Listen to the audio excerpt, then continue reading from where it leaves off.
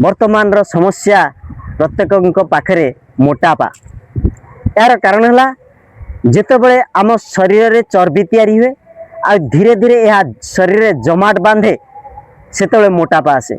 आई मोटापा आसवा द्वारा हृदरोग, सुगार, रक्तचाप, विभिन्न प्रकार जमी कब्ज बा शरीर जो कोष्ठकाठिन्य सबू समस्या बढ़ी जाए, विभिन्न प्रकार रोग धीरे धीरे अटैक करे। तेबे यही मोटापा को कमेयापी बा चर्बी को कमेयापी गोटे बढ़िया 4टा उपाय घरे उपचार मु दउची। आपण दैनिक जीवन रे यहाँ को अनुसरण करेंगे।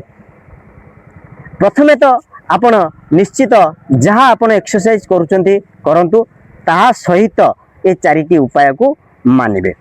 प्रथमे कौन करिवे, प्रत्येक दिन सकाळ संध्यारे ग्लास उषुम पानी नेबे।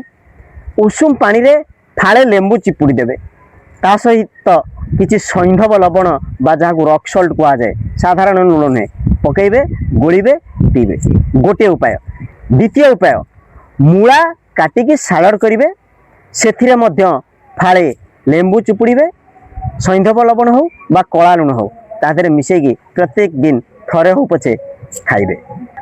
तृतीय उपाय, गोटे चामच भल असली महू नेबे, सेथिरे 10 ग्राम शुंठी पाउडर पकेबे, ए चक्की रे नेकी ता गोलिकी चाटी खाइदेबे। तृतीय उपाय।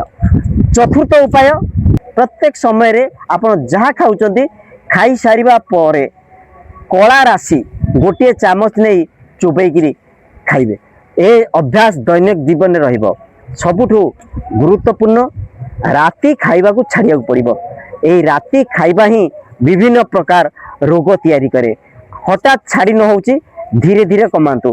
प्रथमे यहाँ को अति बेसी रे 7टारे राति खाइबा क्लोज करिया को चेष्टा करंतु। कौन खाइबे तेबे, भात को रुटी को सबु बेले अवॉइड करंतु।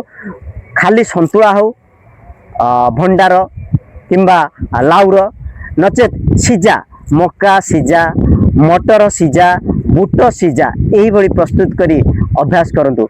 दिने दिने स्किप मध्य कर दियंतु। यही सब उपाय को यदि आपण मानुचंती तेबे मोटापा कमियो। मोटापा कमिले सब रोग कमियो।